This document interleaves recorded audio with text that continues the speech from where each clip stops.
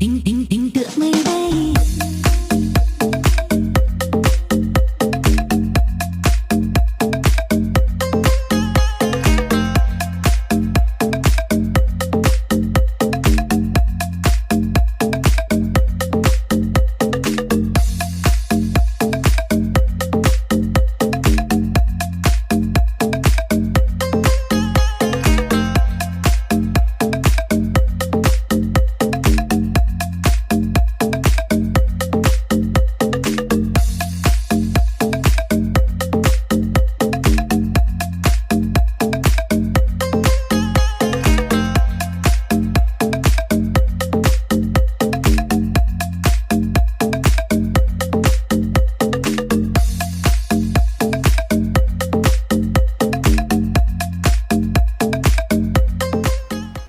Ok anh em, vừa rồi thì là một vài cái hình ảnh của cái con Arco 3068W ha. Con này sử dụng cái Squid Arco Pink version 2 á. Thì cái này mình mới mua. Sau khi tìm hiểu các cái review ở trên mạng cũng như là trên các cái diễn đàn thì mình thấy là trong cái phân khúc giá mà tầm 1,5 triệu đổ lại á thì cái con này nhận được đánh giá khá là tốt, nên là mình đã quyết định là mua con này. Thì cái form bàn phím này anh em ha, anh em lưu ý là nó sẽ bỏ đi cái hàng phím F ở trên, nên là anh em nào mà mua về để sử dụng với các cái máy laptop á thì ok, không vấn đề gì hết. Nhưng mà nếu như anh em có ý định mua về để sử dụng máy bàn ha, thì mình khuyên là anh em nên mua cái bản 3084 á, nó có dãy phím F ở trên này nè, thì nó sẽ tiện hơn ha. Còn xài máy bàn mà không có dãy phím F này thì đôi lúc là rất là khó để sử dụng.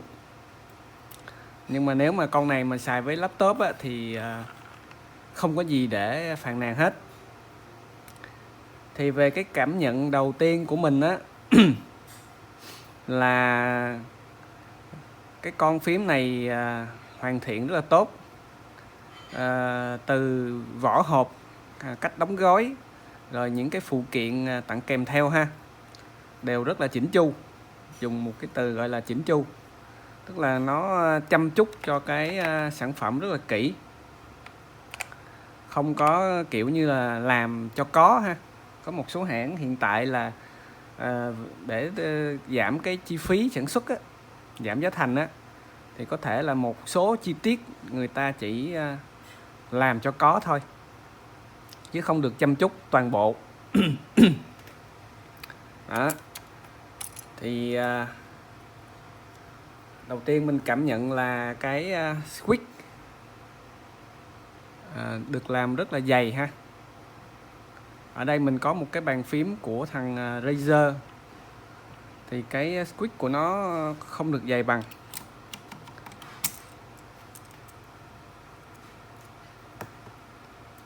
Đó, anh em có thể thấy là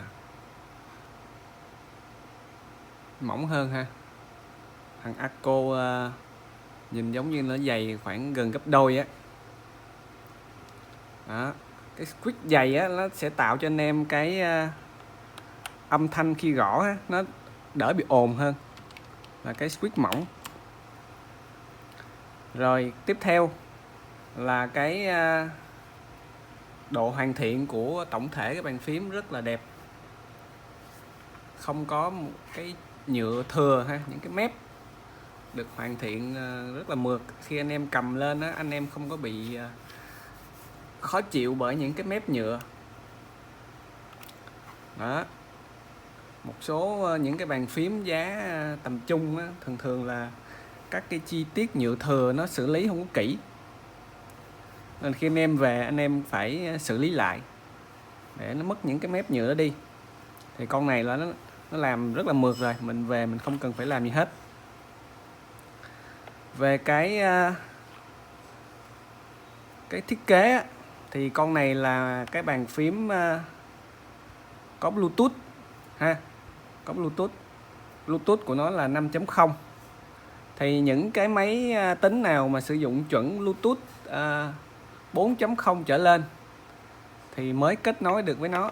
Còn những máy tính laptop cũ sử dụng cái Bluetooth 3.0 anh em, thì nó không kết nối được. Anh em buộc phải nâng cấp cái Bluetooth trên cái laptop lên thành chuẩn 4.0 thì mới kết nối được với cái chuẩn 5.0 trên con này ha. Đó là một cái anh em cần lưu ý trước khi mua. Nhiều khi mua về rồi lại không kết nối được với laptop thì cũng phiền ha. Thì Bluetooth trên laptop anh em có thể nâng cấp được, nhưng mà nó cũng đòi hỏi anh em phải biết một chút, hoặc là mình mang ra tiệm mình nhờ người ta thay cho mình cái card Bluetooth 4.0 vào. Nói chung là tốn thêm tiền đó. Rồi về cân nặng thì con này mình cầm lên thì nó cũng rất là đầm tay ha. Nó nặng đâu đó chắc khoảng tầm 1 kg, gần 1 kg.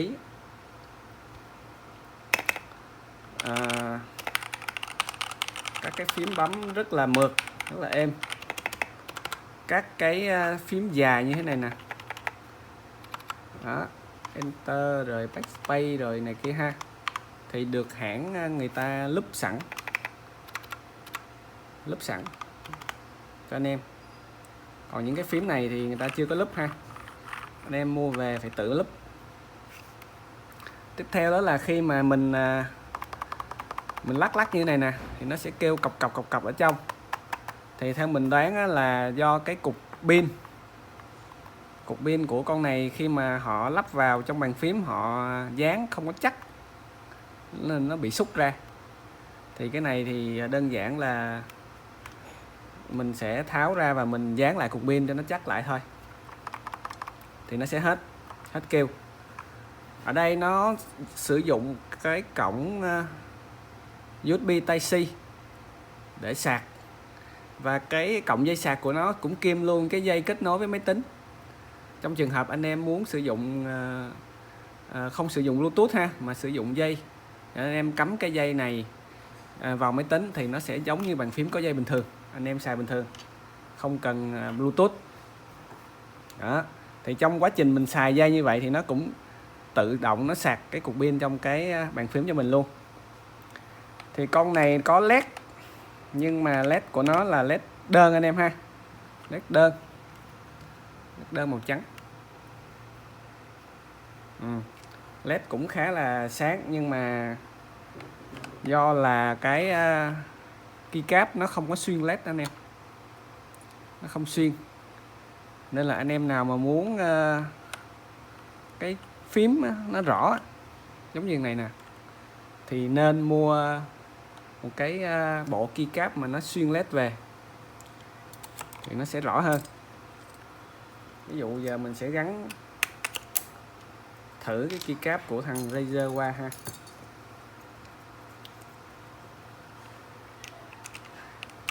Đó. Đó, anh em thấy không, gắn qua là nó sáng liền ha.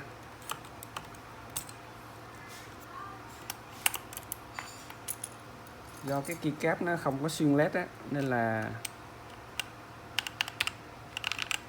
anh em thấy không, đổi qua cái keycap xuyên LED là nó khác liền á. Đó, để mình đổi cái hàng này coi.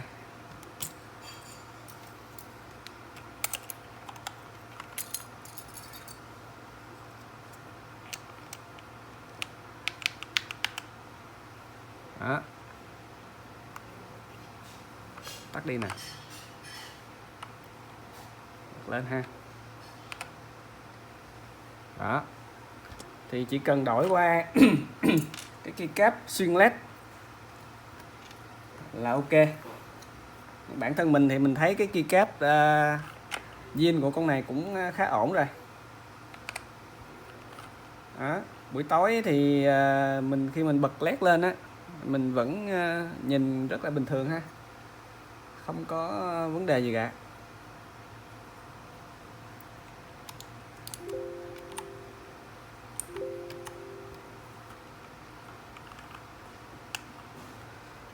Rồi tiếp theo mình nói cái lý do mình chọn mua con này luôn ha. Còn một vài cái lý do nữa đó là mình search ở những cái trang web nước ngoài á, thì mình thấy con này là nó bán bên Mỹ rất là nhiều. Tức là cái hãng Arco này là một cái hãng mà của Trung Quốc, nhưng mà nó là một cái hãng giống như là mấy thằng như là Xiaomi rồi này kia ha, là một cái thương hiệu toàn cầu. Nó bán qua châu Âu, Mỹ, Việt Nam, rất nhiều nước. Là mình thấy là cái thương hiệu này nó cũng khá là mạnh, khá là đầu tư. Đó, cái tiềm lực của nó cũng lớn. Là sau khi tham khảo qua một vài cái hãng thì mình quyết định là chọn con Arco. Thì bên cạnh thằng Arco này thì cũng có một cái hãng mà mình cũng phân vân, đó là thằng Keychron ha. Anh em cũng nghe qua cái Keychron rồi, một hãng bàn phím của Trung Quốc cũng khá là nổi tiếng, chất lượng cũng tốt. Nhưng có một cái thì giá nó cũng cao hơn thằng này, giá cao hơn đó. Nên là sau khi cân nhắc thì mình đã quyết định là chọn thằng Arco ha. Con này mình mua 1.350.000 anh em. Trong khi nếu mà mua Keychron thì đâu đó phải tầm 1.800.000, 1.900.000 gì đó. Cho cái bản Keychron K3V2 á, cái bản mà mỏng á, thì mình cũng chưa xài cái bàn phím mỏng bây giờ, nên là mình cũng phân vân. Nên là cứ mua cái con truyền thống xài cho nó quen rồi, cứ xài con này đi cho nó chắc cú đó. Thì sau khi mua về và xài cũng vài bữa rồi anh em ha, thì mình xin đánh giá con này là rất phù hợp với cái giá tiền. Thậm chí là có thể dùng một từ là vượt ngoài cái mong đợi đó. Tại vì trước khi mình nhận được cái bàn phím á, thì mình cũng không biết là con này có ổn hay không, có ok hay không, hay là mình lại thất vọng ha. Nhưng mà khi mà nhận được cái bàn phím mà cầm trên tay rồi á, thì mình thấy là nó cũng rất là tốt, vượt ngoài cái mong đợi của mình với cái số tiền mình bỏ ra. Và mình nhận được một cái bàn phím như thế này thì là rất là hợp lý. Và cái giá trị nó mang lại hoàn toàn tương xứng với số tiền anh em bỏ ra để mua nó về đó. Thì như anh em thấy cái bàn phím bình thường nó sẽ có một cái hàng nút ở bên đây ha đó. Còn cái bàn này nó gọn lắm ha. Là khi anh em sử dụng cái bàn phím này nè, cái con chuột của anh em nó sẽ để ngay chỗ này. Còn bình thường là mình phải với tuốt sang bên kia. Sử dụng con này thì cái tay của anh em nó sẽ thoải mái hơn ha, nó không bị với, nó không bị mỏi. Mình xài cái bàn phím này một thời gian thì nó sẽ nhanh mỏi hơn, do tay của mình lúc nào cũng lệch qua một bên hết á, do cái bàn phím nó dài quá đó. Nên là khi mà mình không sử dụng máy bàn, mình dùng laptop á, thì mình chuyển qua mình dùng với cái bàn phím này đó. Do trên laptop anh em nó có bàn phím ép ở trên đó rồi ha, nên là khi mà cái bàn phím của mình nó không có bàn phím ép thì nó cũng chả ảnh hưởng gì hết. Nên là nếu dùng với laptop thì không có gì phải bàn cãi đó. Còn mình thì mình không phải là dân chuyên chơi bàn phím anh em ha, nên là mình cũng đánh giá theo cái cảm nhận của mình thôi, một người dùng bình thường thôi đó. Thì cái bộ cây cáp màu nó cho thêm này cũng rất là đẹp ha. cái độ dày cũng như là cái chất lượng hoàn thiện thì nó cũng y chang như những cái nút khác, nó không có mỏng hơn, tức là cái đồ tặng kèm nó cũng rất là xịn, y chang hết, rất là đồng bộ, không có tình trạng là cái đồ zin trên cái bàn phím thì ngon mà cái đồ tặng kèm thì dởm ha, không khác gì hết. Thì trong một vài ngày tới có lẽ mình sẽ tháo ra để mình gắn lại cái cục pin trong này, đồng thời mình sẽ lót cho nó thêm một cái lớp mút để cách âm á anh em. Khi anh em để như thế này nè đó, anh em gõ thì cái tiếng vọng nó sẽ vọng xuống đáy cái bàn phím và nó sẽ vọng xuống cái bàn và nó dội ngược lên, nên là anh em nghe cái âm thanh của nó sẽ khá là ồn. Thì mình có thể khắc phục bằng cái cách là mình lót một cái miếng lót bàn phím hay là lót chuột gì đó lên ha, thì nó sẽ giảm được là đáng kể cái độ ồn của cái bàn phím. Nhưng mà nếu như anh em có thể lót được thêm một cái lớp mút ở dưới đáy cái bàn phím này nè thì nó sẽ giảm đi rất là nhiều nữa đó, sẽ êm hơn, cái tiếng của nó nghe cũng chắc hơn đó. Rồi thì tổng kết lại, những anh em nào đang muốn tìm mua cho mình một cái bàn phím nhỏ gọn, có Bluetooth, chất lượng hoàn thiện tốt ha, trong cái tầm giá mà từ 1,5 triệu loanh quanh đó ha, đổ xuống, thì con này là một cái lựa chọn mà anh em rất đáng để tham khảo á. Thì cái switch của thằng này là sử dụng cái version 2 rồi, nên là nó đã khắc phục tất cả các cái giống như là cái yếu điểm của cái bản version 1 đó.